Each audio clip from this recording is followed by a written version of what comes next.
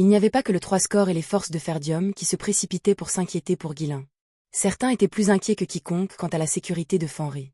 *** a assemblé des investisseurs *** Rosalin et Marielle, qui avaient mis en commun une quantité massive d'investissements des nobles, soupirèrent en jetant un coup d'œil à la bannière accrochée à l'entrée de la salle de bal. La plupart pensaient que le comte Fenry perdrait cette fois. Le comte Desmond n'était pas un seigneur ordinaire, c'était un grand seigneur du Nord, à la tête d'une armée de 30 hommes.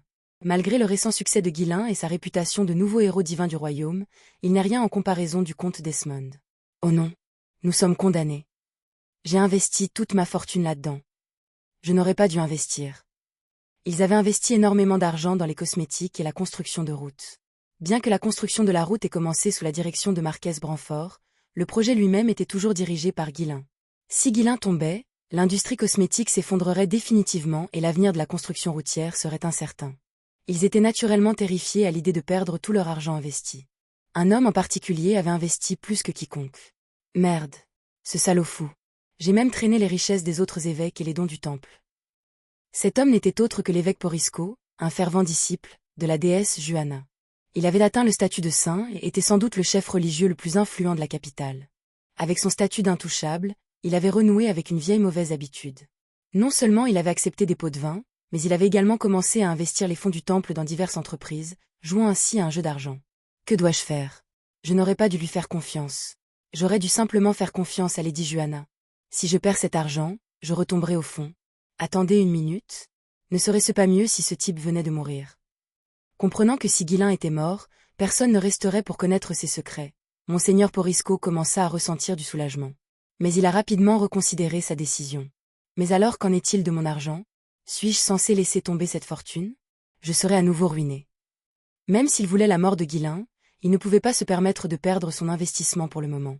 Porisco a dû croire qu'il s'agissait d'un autre test de la part de la déesse. Oh, pourquoi les dieux doivent-ils me tester avec autant d'acharnement?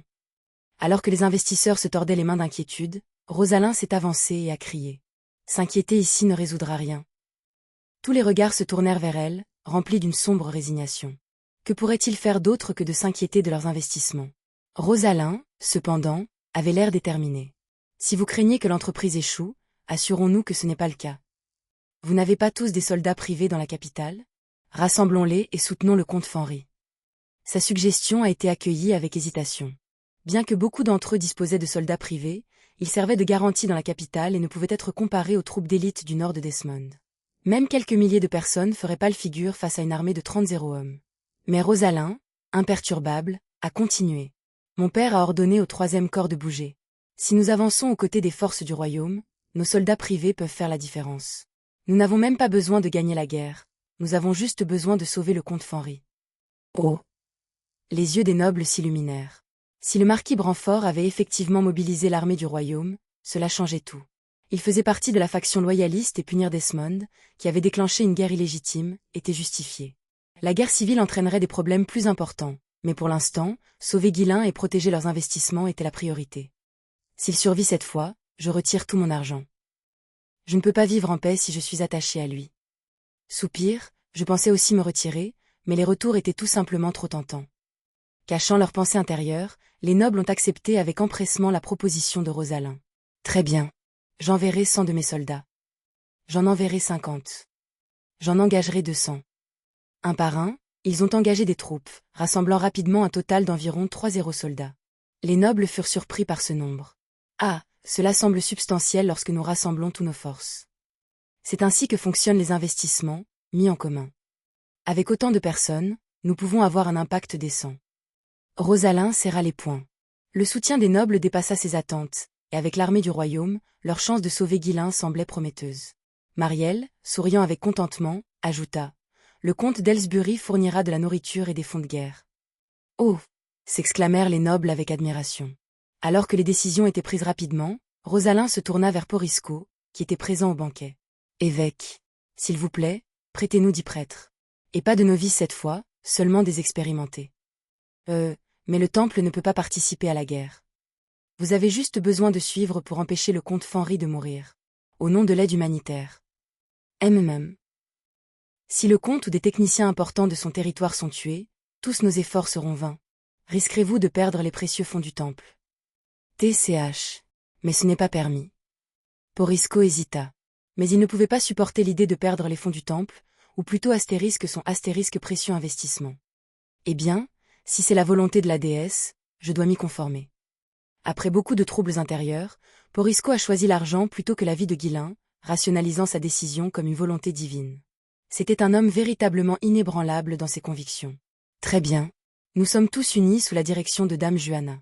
J'enverrai des prêtres pour vous soutenir. Ainsi, l'Alliance des nobles de la capitale, ou comme il s'était secrètement surnommé, elle astérisque assemblée des victimes des investisseurs astérisques, fut formée. Rosalin expira de soulagement. Avec le 3 score à leur côté, il y avait un espoir de sauver Guilain. C'est un gars plutôt populaire, n'est-ce pas? Quelles que soient leurs intentions, quelques milliers de soldats supplémentaires se mobilisaient pour sauver Guilain.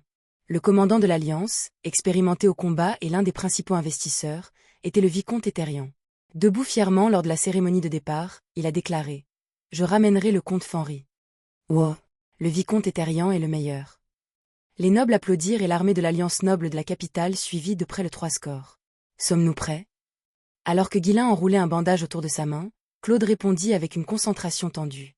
Nous avons 2 0 archers, un 0 cavalier et une unité entièrement blindée de 300 chevaliers prêts. Et les chevaliers? Tous entièrement armés et en attente d'ordre. Aucun mot de Gillian. Pas encore. Un mois s'était écoulé depuis le début de la guerre. Des rapports faisaient état d'une forteresse tombée, mais il n'y avait toujours aucun signe de Gillian. Les renseignements avaient fait allusion à des escarmouches avec les forces de Desmond, mais depuis lors, rien d'autre n'a été entendu. Guilain étala une carte, étudiant de près un seul endroit. Il hocha la tête pensivement, puis se tourna vers Claude. « Mon père, les forces du royaume et l'alliance noble de la capitale sont tous en route, n'est-ce pas? » Oui, ils sont partis il y a quelque temps et devraient bientôt atteindre la frontière. Bien. Nous allons renforcer nos effectifs avec eux. Mon message a été livré? Oui, confirmé.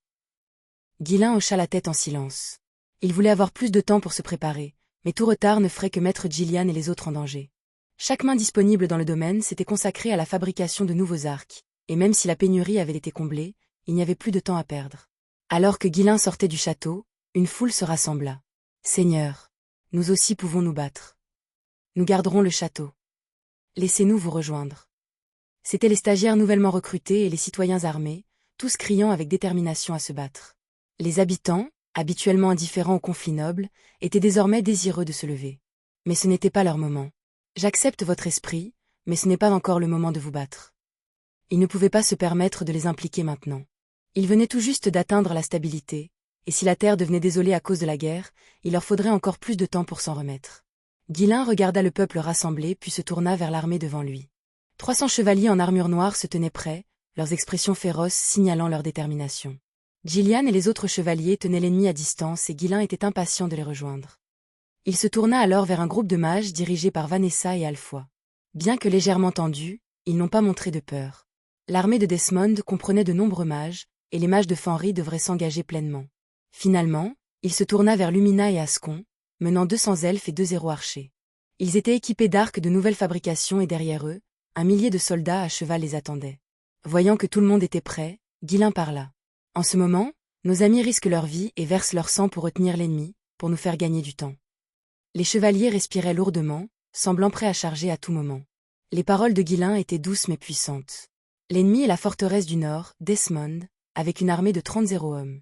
Même ensemble, nous en avons moins de 4 0. Si quelqu'un a peur, vous pouvez partir maintenant. Un chevalier a enfoncé sa lance dans le sol en signe de défi, et les autres l'ont rapidement suivi, l'écho de leurs armes frappant la terre se répercutant comme un battement de cœur. Guilain sourit de satisfaction. Bien. Nous ne pouvons plus attendre. Leur courage et leur sacrifice ne seront pas vains.